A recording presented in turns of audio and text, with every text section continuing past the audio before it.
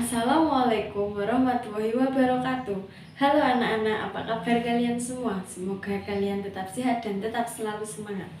Saya, Linda Putri Sarifah, di sini saya akan sedikit memaparkan materi tentang hak asasi manusia. Apa itu hak asasi manusia?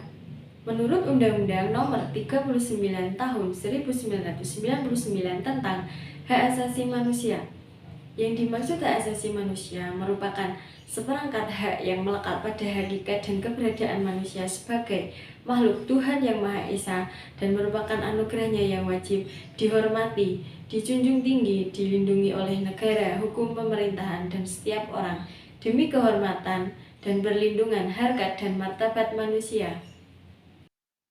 Pengertian hak asasi manusia.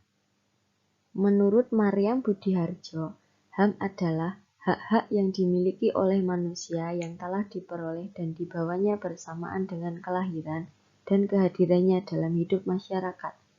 Hak ini ada pada manusia tanpa membedakan bangsa, ras, agama, golongan, jenis kelamin.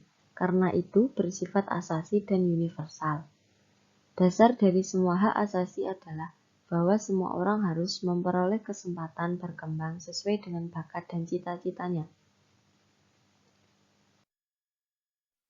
Ruang lingkup HAM. Yang pertama, hak pribadi meliputi hak-hak persamaan hidup, kebebasan, keamanan, dan lain-lain.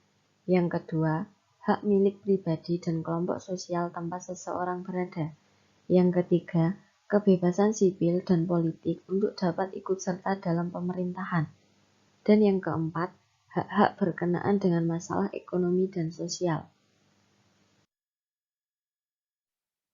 Jenis-jenis hak asasi yang diatur dalam pasal 28A sampai 28C. 1. Hak untuk hidup. 2. Hak untuk tidak disiksa. 3. Hak atas kebebasan berpikir dan hati nurani. 4. Hak beragama. 5. Hak untuk tidak diperbudak. 6. Hak untuk diakui sebagai pribadi di hadapan hukum. Dan yang ketujuh, hak untuk tidak dituntut berdasarkan hukum yang berlaku surut.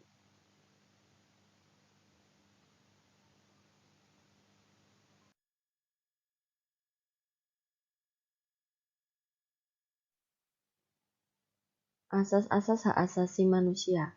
1. Asas kemelekatan, yaitu suatu prinsip dasar yang menekankan bahwa hak asasi melekat pada hakikat dan keberadaan manusia yang tidak dapat dicabut dan diabaikan, karena merupakan anugerah dari Tuhan Yang Maha Esa untuk kita sebagai makhluk ciptaannya. Yang kedua, asas kesetaraan, bahwa setiap manusia memiliki HAM, maka setiap manusia memiliki kedudukan yang sama atau sederajat dengan manusia lainnya. Artinya, manusia harus diperlakukan sama pada situasi yang sama dan diperlakukan berbeda pada situasi yang berbeda. 3. Asas non-diskriminasi, yaitu suatu prinsip dasar bahwa setiap manusia adalah sama karena ciptaan Tuhan tanpa membedakan agama, warna kulit, bahasa, suku bangsa, kewarganegaraan, keyakinan politik, dan lain sebagainya. Yang keempat, asas eternal, yaitu suatu prinsip yang menekankan bahwa HAM eksistensinya melekat pada hakikat dan keberadaan manusia secara terus-menerus, bersifat langgeng atau abadi. Dan yang kelima, asas saling keterhubungan, ketergantungan, dan tak terbagi lagi. Suatu prinsip dasar yang menentukan bahwa eksistensi prinsip-prinsip HAM memiliki saling keterhubungan, ketergantungan, dan tak terbagi lagi. Prinsip-prinsip hak asasi manusia. 1. Prinsip kesetaraan. Merupakan suatu ide yang meletakkan semua orang terlahir bebas dan memiliki kesetaraan dalam HAM, di mana pada situasi yang sama harus diperlakukan sama dan pada situasi yang berbeda diperlakukan berbeda pula. 2. Prinsip dipertukarkan. Pemahaman prinsip atas hak yang tidak bisa dipindahkan, tidak bisa dirampas atau dipertukarkan dengan hal tertentu agar hak-hak tersebut bisa diperkecualikan. Hak-hak individu tidak dapat direnggut, dilepas, dan dipindahkan. 3.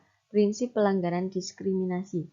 Jika semua orang dianggap setara, maka seharusnya tidak ada perlakuan diskriminatif di samping tindakan afirmatif dalam rangka mencapai kesetaraan. Pada dasarnya, diskriminasi merupakan kesenjangan perbedaan perlakuan dari perlakuan yang seharusnya sama atau setara. 4. Prinsip ketergantungan.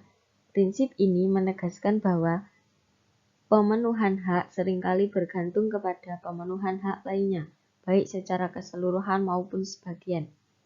5. Prinsip universal merupakan prinsip yang tertinggi di mana HAM itu berlaku secara keseluruhan, dimanapun seseorang berada di dunia ini.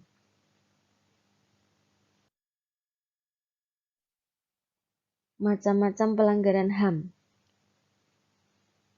Pelanggaran HAM berat. Yang termasuk pelanggaran HAM berat yaitu 1. Kejahatan genosida. Genosida merupakan sebuah pembantaian secara massal atau besar-besaran yang secara sistematis terhadap satu suku bangsa atau sekelompok suku bangsa dengan maksud dan tujuan untuk memusnahkan hingga punah bangsa tersebut. Yang kedua, kejahatan kemanusiaan.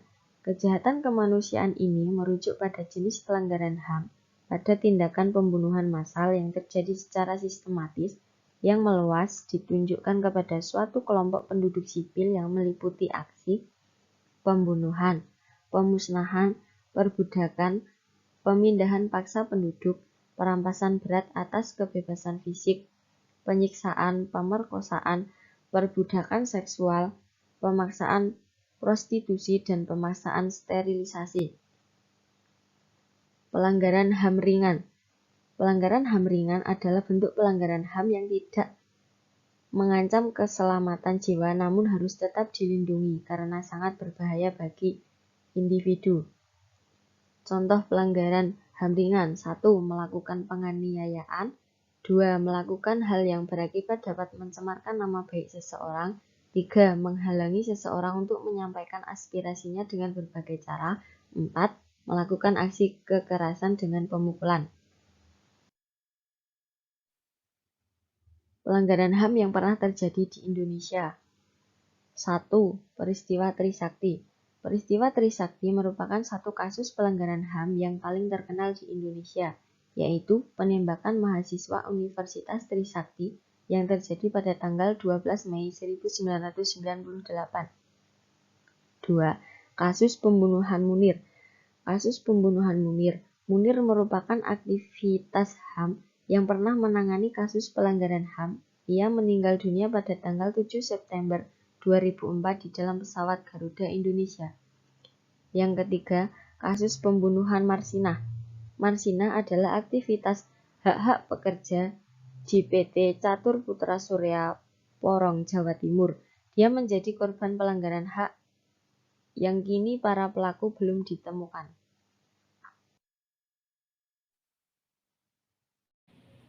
Sebelum saya akhiri, saya akan sedikit memberikan tugas sebagai evaluasi pada kesempatan pembelajaran kali ini.